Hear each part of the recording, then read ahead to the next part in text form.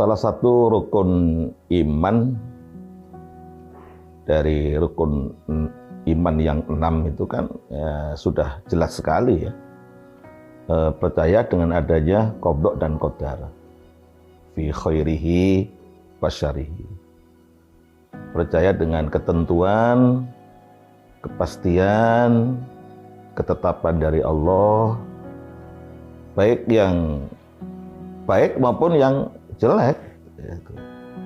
Perlu kita pahami bahwa qadarnya Allah kalau untuk orang iman, baik itu qadar yang disenangi atau yang tidak disenangi dalam hidup dengan kehidupan, kan akhirnya ada juga baik, maslahah untuk orang iman itu sendiri.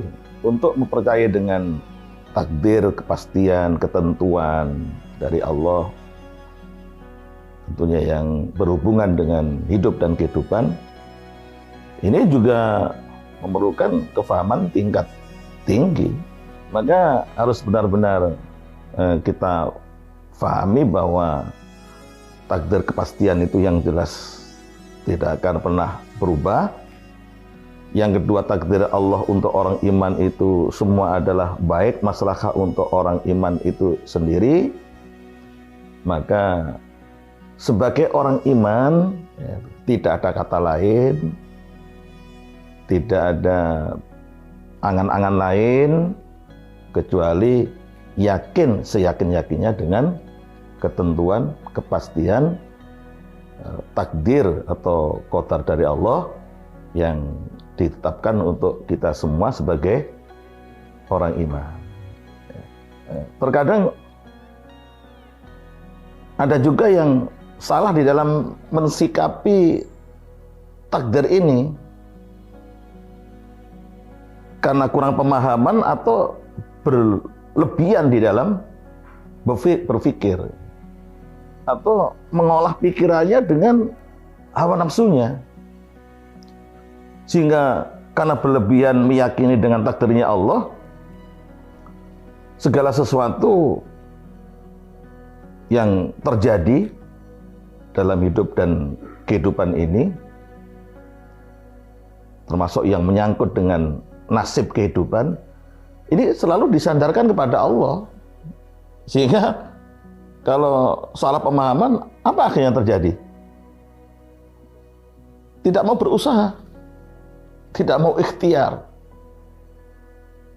Padahal kita kan tidak pernah tahu apa yang akan Allah berikan kepada kita di saat atau masa-masa yang akan datang, yang semua itu sudah ada takdirnya, sudah ada skenario-nya. Maka seharusnya kita juga berpikir realistis. Karena kita tidak pernah tahu apa yang akan terjadi di depan kita, ya, maka kita berusaha yang terbaik. Yang jelas usaha itu adalah merupakan kewajiban, ya. Ikhtiar itu merupakan kewajiban. Nah, kita yakini pula bahwa ikhtiar itu adalah dalam rangka kita meyakini dan melaksanakan takdirnya Allah juga.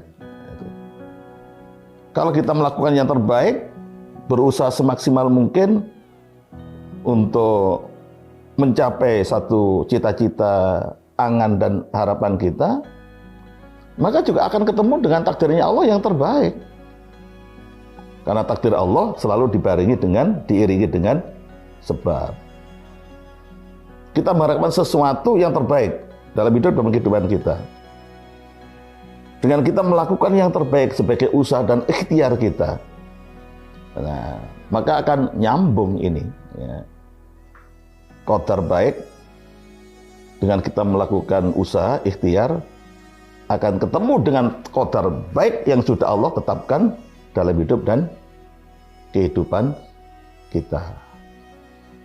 Jadi, maka di dalam memahami tentang ini, ya, apalagi kaitannya dengan hidup dan kehidupan kita sejak kita lahir sampai nanti kita kembali kepada Allah, ini harus dengan pemahaman yang maksimal. Apalagi kalau kita bicara tentang takdir, kepastian yang Allah berikan kepada kita tentang kehidupan kita nanti di akhirat. Kadang-kadang ada orang yang berpikir begini tentang kehidupan akhirat. Kehidupan dunia juga disandarkan pada takdir, kehidupan akhirat juga disandarkan pada takdir. Sehingga ya surga neraka urusan sesuk lah, katanya orang Jawa itu. Surga neraka, bahagia atau menderita di akhirat nanti ya urusan nanti. Nah, kalau kita kemudian dalam pikiran kita urusan nanti, kalau dunia masih bisa berubah kalau ada waktu. Bisa ditolong oleh orang lain kalau ada orang yang memperhatikan kita. Tapi di akhirat nanti, kalau hukum Allah sudah ditetapkan dan dunia sudah berakhir, kehidupan sudah berakhir, hanya ada surga dan neraka, fariqun fil jannah wa fariqun fis sa'ir. Kalau kita sandarkan dengan ya tergantung takdirnya Allah. Kalau nanti di akhirat kemudian tersiksa masuk neraka beneran, kita tidak akan pernah bisa berbuat apa-apa. Nggak mungkin, tidak akan pernah bisa kembali ke dunia lagi.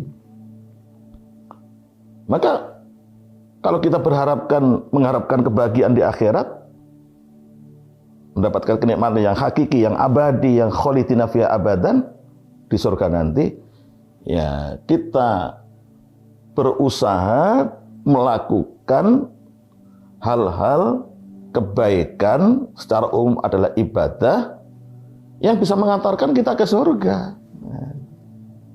Orang bisa masuk surga itu adalah takdir. Maka Allah juga mentakdirkan orang itu akan melakukan perbuatan-perbuatan yang bisa mengantarkan ke surga. Sebagaimana sabda Rasulullah Sallallahu Alaihi Wasallam, "Idza khalaqallahul abda lil jannati, ya, istakmalahu bi amalin min amali ahli jannah, hatta yamuta bi amali ahli jannah." Kalau Allah sudah mentakdirkan, menetapkan hambanya itu akan dimasukkan dalam surga, maka Allah juga akan menggerakkan orang itu untuk melakukan perbuatan amalan-amalan ahli surga. Hingga mati orang itu melaksanakan amalan-amalan ahli surga. Sebaliknya, terusannya hadis tadi adalah hatta yudkhilahullahul jannah, hingga Allah memasukkan orang itu ke dalam surga. Sebaliknya, idza khalaqal abda linnar, ya, istamalahu bi amalin min amali ahlin nar, kata yamuta bi amali ahlin nar, kata yudkhilahullahun nar. Kalau Allah mentakdirkan orang itu akan dimasukkan dalam neraka, ya istilahnya orang Jawa itu nilalah, ya. Lakon-lakoni itu ya dosa, ya maksiat, ya melanggar, jauh dari syariat, hingga mati melakukan itu, sehingga benar-benar masuk ke dalam neraka. Jadi sekali lagi perlu saya sampaikan bahwa takdir itu selalu diiringi dengan sebab, baik itu masalah kehidupan dunia maupun kehidupan di akhirat. Ya, mudah-mudahan saja kita oleh Allah ditakdirkan takdir yang terbaik, ya, dan kita bisa melakukan takdir pula, yaitu sebab mendapatkan takdir yang baik ini dengan melakukan yang terbaik pula. Nah, dengan demikian maka doa kita setiap saat, Rabbana atina fid dunya hasanah wa fil akhirati hasanah wa qina adzabannar, ini benar-benar menjadi kenyataan.